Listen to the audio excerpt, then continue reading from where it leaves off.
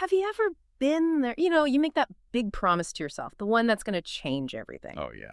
Maybe it's I will finally commit to learning English for an hour every single night. Or, okay, this is it. I'm going to eat healthy, train for that marathon. You start really strong. There's that high. Exactly. And then maybe 2 weeks later, poof, it's just gone. The source material we looked at had that perfect, almost painful example, didn't it? It did. The commitment to healthy eating just vanishing the second you smell pizza down the street. It's so relatable. Right. But you're saying that moment, it isn't just weak willpower. Not fundamentally, no. That moment isn't just a lack of commitment. It's really a failure of system. Yeah. It happens because change, lasting change, it doesn't stick just through sheer kind of fleeting motivation. Okay. We are constantly and often unconsciously fighting these four really deep-seated behavioral forces. They're designed basically to pull us back to the comfort, the efficiency of what's familiar. So trying to power through is setting yourself up to fail. Pretty much. If you try to overcome these four forces using only willpower, well, the deck is stacked against you. You are almost guaranteed to fall back. And that's exactly why we're doing this deep dive today.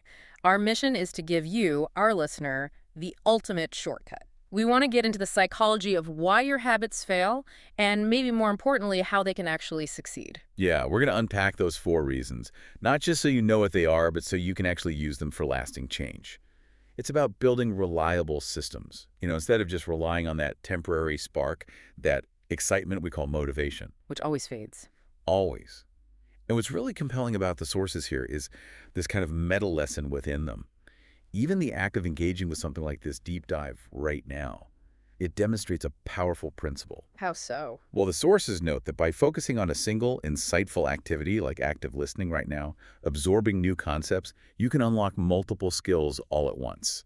You're improving your listening comprehension, you're internalizing new vocabulary, and you're accelerating your general self-improvement knowledge. It's efficient. It's much better than that old saying, kill two birds with one stone. This sounds more like 4 birds, maybe more. Exactly. 4 birds or more. You get knowledge, vocabulary, a system for growth, all from one intentional act. But to make that intentional act stick, we first have to tackle the most foundational challenge. Let's call it barrier number 1, the invisible track. Right. This is the mechanism known as the habit loop. Our brain, fundamentally, is designed for efficiency. It loves finding ways to outsource repetitive tasks. Like putting things on autopilot. Precisely. And once an action becomes automatic, it's established as this comfortable, well-worn track that needs zero conscious energy. And because it saves so much energy, it is incredibly hard to leave that track. The brain sees that routine as a huge win. I totally see this every morning, right? That moment when you grab your phone, maybe open social media before you've even fully registered you're awake. Textbook example. That's the loop in action. Zero conscious effort. And going back to that Friday night pizza example, the brain sets up the sequence. It's Friday, that's the cue. I eat pizza, the routine, and then I feel comforted and full, the reward. And here's the kicker, where the craving mechanism adds this psychological weight. It's not just that the routine is automatic. The brain starts predicting and actually craving the reward the moment the cue appears. So it's not just mindless action. No, not at all. When you try to resist, you aren't just fighting a routine. You are fighting a chemical expectation in your brain, a prediction of comfort. That's why trying to break the habit by fighting the cue itself, like saying I won't sit on the couch when I get home, is usually, well, pretty futile. Okay, so if fighting the cue is basically impossible, how do we get off this invisible track? Do we just, I don't know, move house, start over completely? Yeah. No, absolutely not. That's the beauty of the key insight here. You don't break the habit loop, you reshape it. You have to use the existing momentum. Reshape it. The trick is actually deceptively simple.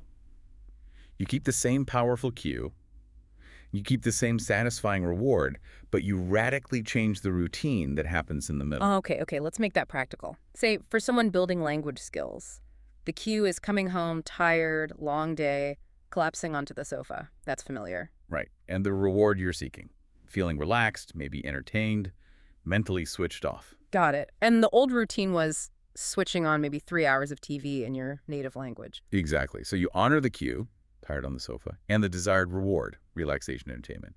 But instead of fighting that automatic desire for entertainment, you swap the routine. So instead of the usual show. The new routine becomes watching something short, maybe just a 10-minute YouTube video or a program in English that genuinely interests you, something you actually want to watch. Ah, I see. So your brain still gets the relaxation, the entertainment it craves, but you've cleverly slipped the practice into that existing automatic track. Precisely. You haven't denied the brain its comfort. You've just slightly redefined how it gets that comfort. Yeah. That immediately makes the whole process feel more doable, which I think is a perfect link to our next big challenge, right? Because even if we reshape the loop, we hit barrier number 2, the energy crash, or as the research calls it, the dopamine drop. Yes, the dopamine drop. We all know that initial rush when we start something new, that intense, beautiful burst of fireworks, that's dopamine. Feels great for a while. Exactly. Yeah. That spark is wonderful, but it is temporary. It's the excitement of novelty. The sources gave such a fantastic analogy for this. Remember the brand new notebook? Oh, yeah. You buy it, maybe you get the perfect pens. And that first page is immaculate. The handwriting is perfect, neat. Then you look at page 15 or 20. Right. By page 15 or 20, the handwriting is messy, chaotic, almost illegible like a doctor's prescription. That shift, from perfect intention to messy reality, that's the dopamine crash in action. And that's when people stop. They stop practicing, stop going to the gym, stop journaling, whatever it is. They feel those initial fireworks fading away. And they immediately assume they failed. They think, oh no, I lost my motivation. But that's not it. No. They don't realize they're just experiencing a totally natural biological ebb of excitement. It happens when novelty wears off and, actual effort is required. So motivation is unreliable. Motivation is a terrible foundation for building habits, precisely because it's dependent on that temporary brain chemistry. So the fix here is absolutely critical. Stop depending on the fireworks. Okay, so what then? Instead, build a system where the habit is so incredibly, almost laughably small that your brain literally cannot construct an excuse to say no. Okay, but I have to push back a little there. If my big goal is fluency, or, say, losing 50 pounds, and I only commit to learning 5 new words a night, or doing just 1 push-up, isn't that just avoiding the real work? Am I just kidding myself by making it too easy? That's a really important challenge, and the sources emphasize this crucial distinction.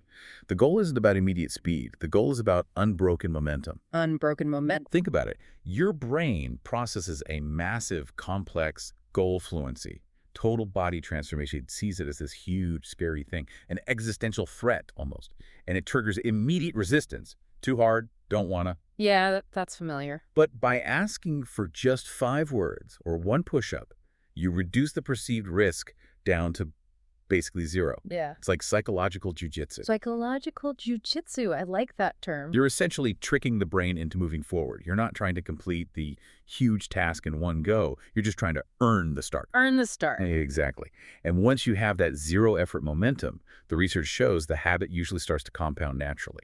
Those 5 words often become 10, maybe 15, because the physical act of just sitting down and opening the book, that was the hardest part. You use smallness to defeat the motivation trap. Okay, that clicks. By making it doable, like you said, you bypass the crash. But even if we make it small, we still have to actually do it, right? We still need some effort to start. And that brings us neatly to barrier number 3, running on empty, the whole challenge of limited willpower. Absolutely. Willpower. The sources are really clear on this. It's not some magical, infinite character trait we either have or don't have. It's a finite resource. Think of it like a battery in your phone. Okay, a battery. Every single decision you make throughout the day drains that battery just a little bit. It doesn't matter if it's a big decision like, should we sign this contract, or a tiny one, should I answer this text, what kind of yogurt should I buy? It all costs energy. That explains why decisions themselves feel tiring. And we see this so clearly with self-control, don't we? Like trying to avoid sweets or something. Definitely. In the morning, when that willpower battery is full, saying no is relatively easy. Maybe you skip checking social media, you resist the pastry. The internal negotiation is short. But then the day happens. Right. Every time you have to decide again, the power leaks away. You deal with a difficult client call, you navigate rush hour traffic, you choose what to wear, what to have for lunch. All those small friction points add up. So by evening, after repeated decisions, repeated acts of resistance, the battery is critically weak. And suddenly that chocolate cake, or just slumping down for passive entertainment, it looks absolutely impossible to resist. And that's when the self-blame kicks in, right? I have no willpower. But you're saying it's misplaced. Totally misplaced. It's not a moral failing. It's not a sign you don't care about your goals. It's a biological fact. Self-control becomes incredibly difficult, maybe impossible, when your energy reserves are running low. So the answer isn't just try harder. No, the solution isn't to meditate harder or grit your teeth more. The goal has to be to protect that battery.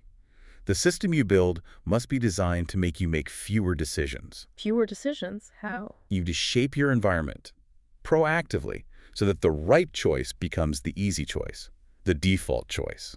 But wait, doesn't setting up that environment, like, planning my meals on Sunday, organizing my desk, laying out my gym clothes, doesn't that itself take willpower? It does, yes, but think about the trade-off.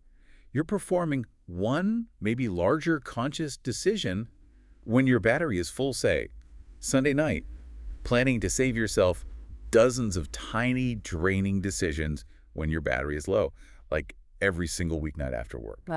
It's an investment of willpower up front. Exactly. It's an investment. For learning, think about the difference it makes. Having your English books, your notebook, your headphones already out on your desk, ready to go, versus having them all packed away in a bag, maybe in another room. I see the difference immediately. If the materials are already out, there's really no decision to make about starting. The routine is primed. It's right there. Right.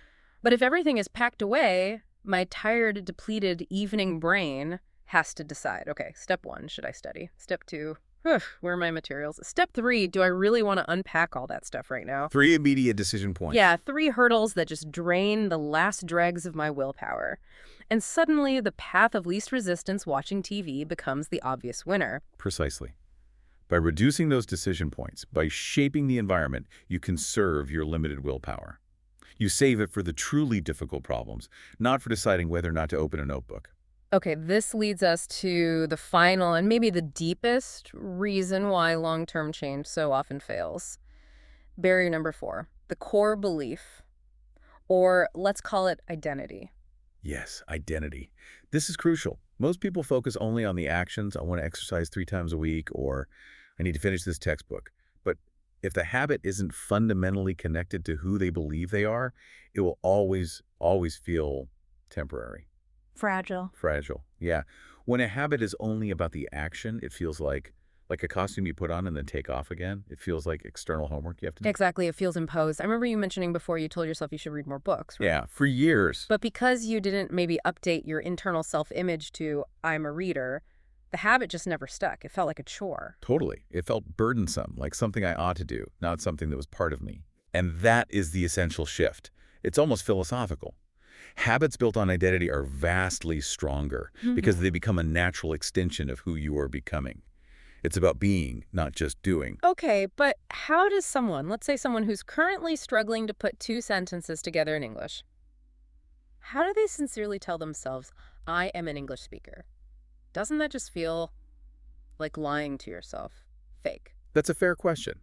It's not about claiming mastery or fluency you don't have yet. It's about claiming the process. The identity shift means saying, internally, I am an English learner who shows up every day. Yeah. Or, I am the kind of person who practices English. Focusing on the consistent action as the identity. Precisely. Every single time you complete that small, doable task, those 5 words, that 10 minutes of listening, you cast a vote for that new identity.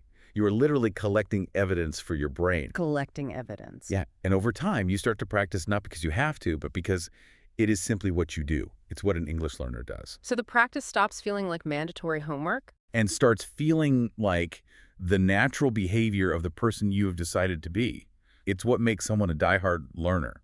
Someone who cares so strongly about that identity, that process, that they just don't give up on getting better. That makes so much sense. It shifts from obligation to expression. Exactly. That shift from external obligation to internal identity is what makes a habit truly resilient. This whole framework, these 4 barriers, it gives us such powerful vocabulary, doesn't it, to actually name these challenges and make them feel more manageable. Absolutely. Giving a specific name to your behavioral challenge makes it much easier to recognize and then address. It crystallizes the concept. So maybe we should quickly recap some of those key terms the sources gave us, just to pull it all together. Good idea. Let's review a few essential ones that really summarize the core insights we've covered. Okay, first, we talked about making new habits doable. That idea that it has to be something possible to do, not too hard, which is key to bypassing that dopamine drop. Right. Then we discuss how habits that are disconnected from identity feel fragile, easily broken, damaged, not strong, which really reinforces the need for that core belief, that identity shift. And third, we define that limited internal strength we have to control what we do, especially when it's difficult, as willpower. And we learn that this battery must be protected by reducing those decision points. Exactly. And fourth, when you connect your habit to who you are, you can become a diehard learner described as someone who cares very strongly about something and just never gives up on it. That's the power of identity. And finally, that trigger, the signal that starts the old habit loop. That's the cue. And the trick was learning to leverage it, keep the cue, keep the reward, but swap out the routine in the middle. Those are really the 5 critical concepts you, the listener, now have at your disposal. You don't need to rely on that fickle spark of motivation anymore. You can actually build lasting, reliable systems for change. So just to summarize the 4 big takeaways today for everyone listening. 1, defeat the invisible track of old habits by reshaping the habit loop. Keep the cue and reward, but change the routine. 2, overcome the dopamine drop by building tiny, doable systems. Focus on unbroken momentum, not initial speed. 3, protect your limited willpower. Shake your environment to make the right choice the easy choice, drastically reducing daily decisions. And 4, build your practice on a strong foundation of identity. Shift from merely doing the habit to fundamentally becoming the kind of person who does that habit. Yeah. From action to being. And it's worth remembering, as you pointed out earlier. Yes, just by actively engaging with this, by absorbing these insights, you are already demonstrating the habits of a committed self-learner. You've listened, you've absorbed, and now you're armed with the vocabulary to analyze your own behavioral patterns. Okay, so here is the final provocative thought for you, the listener, to take away and maybe act on based on everything we've discussed today. If your environment plays such a vital role in protecting your limited willpower, what is one single small thing you can physically move or place right now to make your most desired new habit practically unrejectable tomorrow morning? Don't just think about it, actually do it. If your goal is reading more, put the book on your pillow or where you'll literally trick over it when you walk into the room. If it's vocabulary review, maybe put your flashcards right on top of your toothbrush or your coffee maker. Make the environment dictate success. Exactly. Make starting the path of least resistance. Take that one small step. Set up that unrejectable cue. And we'll see you next time for the next deep dive.